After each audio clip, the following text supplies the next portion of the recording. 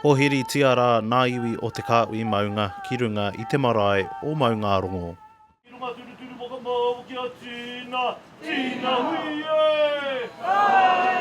Pai tonu tō mātou tāinga mai i taranaki ki te tonga ki Kodei. Me tēne o ngā kaupapa mātuara ngā ritinga o te tau.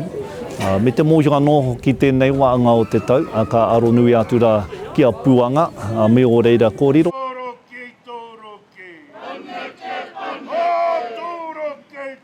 Ko tae mai a te poihi Campbell me tana tira o taranaki wānui ki te waka rewanga o ngā rauemi hou e kōrero ana mō Puanga te wetu e aratakina nā rohe o te taiuru. Pai noa kia waka mānua ake rā, waka rewa ake rā inai o ngā taonga katahi anō ka puta. Ka hangai pū ki te wahanga o Mahuru, tatu mai rā ki te wahanga o Raumati. There's been a lot of mahi in the background and on the whenua, testing and, putting into practice. So today is just a number one reminder of that.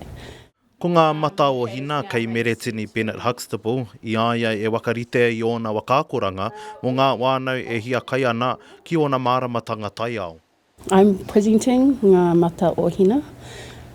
So yes, maramataka, as the word's known in Aotearoa, however, it's actually more than that, and so my kaupapa is going to be about te reo o te taiao and how we build relationship again with it through maramataka.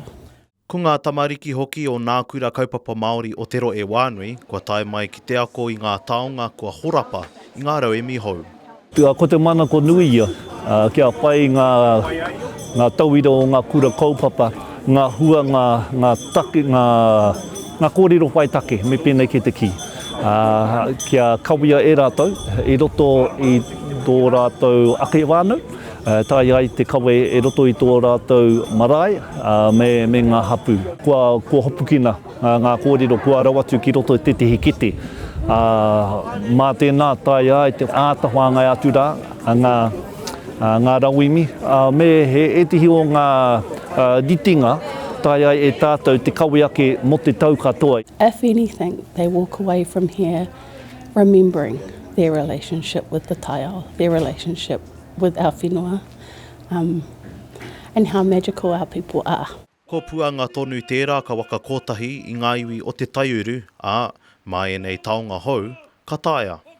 Te kakinga Kawiti Bashara, Taiuru News.